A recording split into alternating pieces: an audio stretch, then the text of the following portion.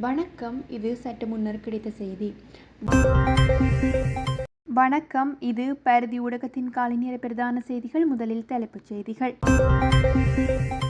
5 வருட விடுமுறையில் வெளிநாடு பறக்கும் அரச ஊழியர்கள் அரசாங்கம் எடுத்துள்ள உடனடி நடவடிக்கை.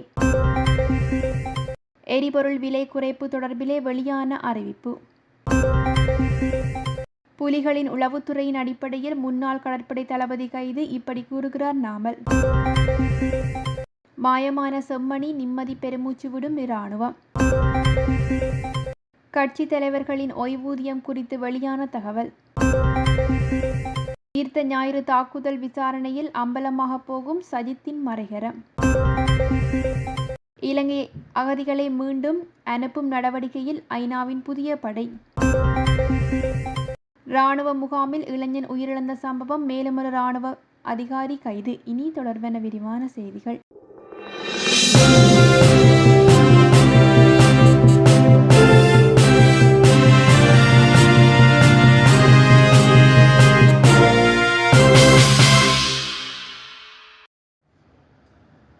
சுகாதார மற்றும் வெகுஜன ஊடக அமைச்சின் வெற்றிடமாக உள்ள அனைத்து பதவிகளுக்கும் புதிய அதிகாரிகளை ஆட்சேர்ப்பு செய்வது கட்டுப்படுத்தப்பட்டுள்ளதனால் வெளிநாட்டு விடுமுறைகளை அங்கீகரிப்பது மறு அறிவிப்பு வரும் வரை தற்காலிகமாக நிறுத்தி வைக்கப்பட்டிருப்பதாக அமைச்சின் செயலாளர் மருத்துவர் அனில் ஜெயசிங்க குறிப்பிட்டுள்ளார்.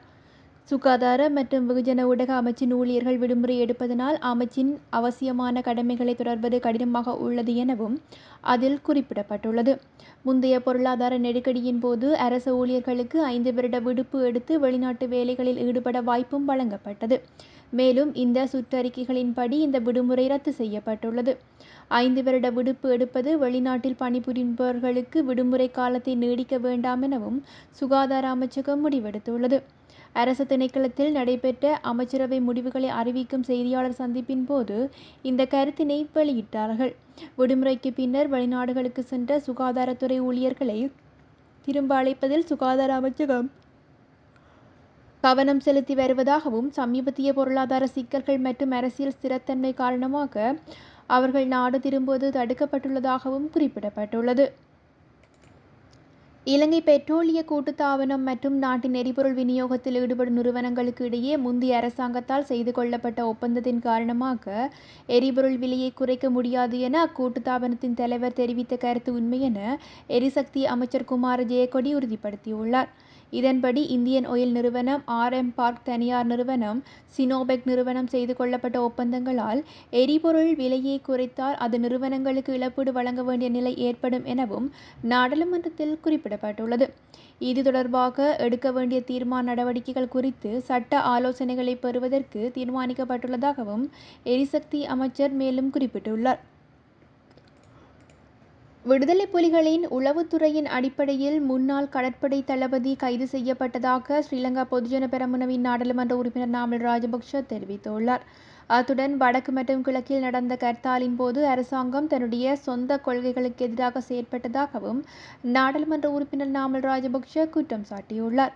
நீதித்துறையை சுயாதீனமாக செயற்பட அனுமதிக்க வேண்டும் எனவும் நாடாளுமன்றத்தில் முன்னணியில் உள்ள ஆளும் கட்சி நாடாளுமன்ற உறுப்பினர்களுடன் தொடர்புடைய வழக்குகளை விசாரிக்கும் நீதிபதிகள் இடமாற்றம் செய்யப்பட்டுள்ளதாகவும் குறிப்பிட்ட வழக்கு மற்றும் சம்பந்தப்பட்ட நபர்கள் பற்றிய முழு நாட்டிற்கும் தெரியும் எனவும் கூறிய அவர் நீதிபதிகளின் நியமனங்கள் மற்றும் இடமாற்றங்களை அரசியலாக்குவதை தவிர்க்குமாறும் அரசாங்கத்தை வலியுறுத்தியுள்ளார்.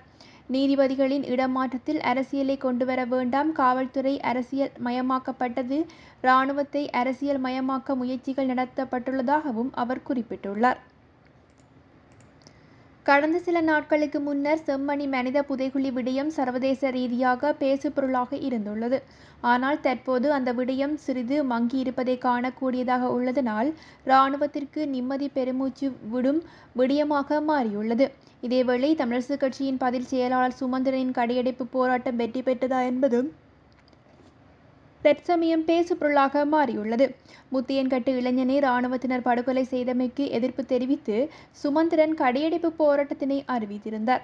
ஆனால் இராணுவத்தினரை நினைவுகூரும் முகமாக அவர் நாடாளுமன்றத்திற்கு பொப்பி மலரை அணிந்து சென்றதை யாரும் மறக்க முடியாது எனவும் தமிழ் மக்கள் கருத்து வெளியிட்டுள்ளார்கள்.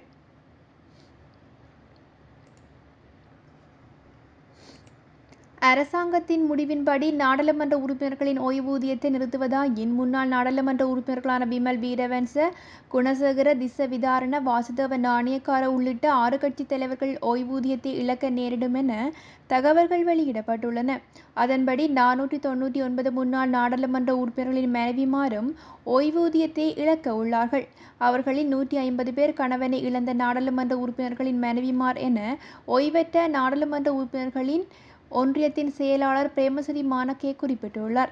உலகின் ஓய்வூதியத்தை நிறுத்தும் ஒரே நாடு இலங்கை எனவும் இது ஒரு மனித உரிமை மீறல் எனவும் அவர் மேலும் குறிப்பிட்டுள்ளார்.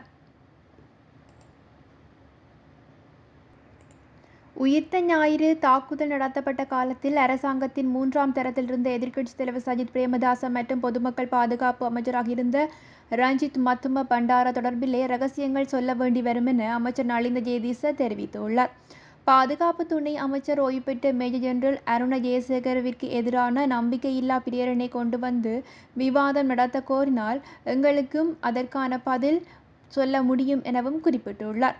மேலும் உயிர்த்த ஞாயிறு தாக்குதல் நடத்தப்பட்ட போதும் அதன் பின்னர் அரசாங்கத்தை கொண்டு நடத்திய சஜித் மற்றும் அவருடைய குழுவினர் மேற்கொள்ளப்பட்ட விசாரணைகள், கைது செய்யப்பட்டவர்களின் விபரம் மற்றும் எண்ணிக்கை குறித்த விசாரணைகளில் என்ன நடந்தது எனவும் அனைத்தையும் எங்களுக்கு அவர்களிடம் கேட்டு தெரிந்து கொள்ள வேண்டும்.